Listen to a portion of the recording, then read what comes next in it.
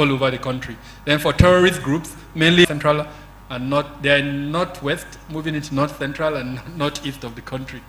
What am I even saying? And then, of course, you can see the spread all over the country. So let's take note of this as we go about our activities. Remember the characteristics. They have arms. They can wield violence. And that violence, unfortunately, can be engaged by you, hopefully not, or by your opponent. So let's take that into consideration. Again, we're just raising the awareness. We're going to talk about the mitigation measures shortly. Next slide. Next slide. All right. Recently, we've seen an increase in attacks against INEC facilities. I'm sure all of us monitored that development. Most of it happened in the southeast of the country, and as you can see from this map, you can see the concentration of the dots in the southeast of the country, southeast and south-south. But recently, we've seen that happening in the southwest, in Ekiti and Osun State, and then the most recent one was in Ebonyi State, also in the southeast of the country. I think it happened in Kogi State as well as Nasarawa State, and then Adamawa as well.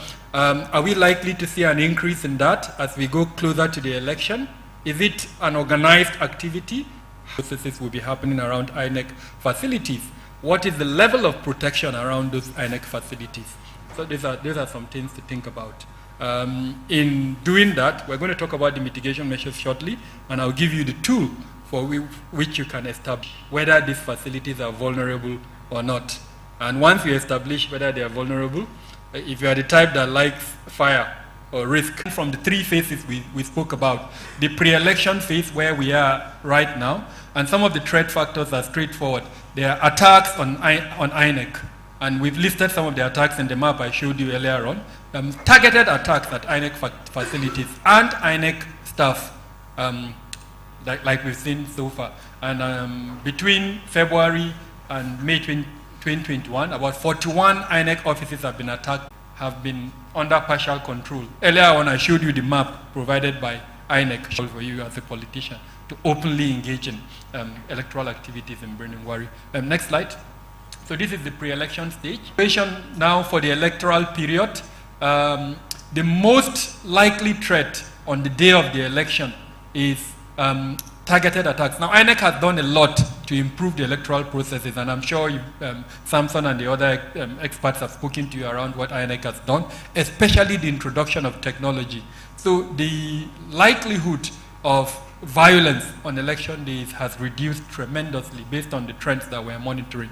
But because of this margin of lead principle, we anticipate the likelihood of targeted incidents, especially where some of you, hopefully not anyone here, politicians, determine that the best way to achieve either advantage or perhaps sometimes even the cancellation of the elections will be to use violence. And I don't want to arm you with any tool here, but I think it's something for us to take into consideration. It happened in Kano State, unfortunately, in 2019. This element that I'm talking about. Is there anyone from Kano here? What happened in 2019? Why was it inconclusive? Exactly. Anyway, the idea is that we should be aware of this. And once we're aware, then we should anticipate what is likely to happen. And of course, if we anticipate it, we will now put in place mitigation measures. So this is our mantra, and this is what I'm hoping you will leave this place with. Be aware of the risk, the threats that I've identified. Once you are aware, as a logical person, you'll be able to anticipate what is likely to happen to you. And then once you anticipate it, you are likely to now put in place mitigation measures. And what we're going to talk about is the mitigation measures. So next slide. I'm going to be a little bit quick now. Next slide. Next slide. All right.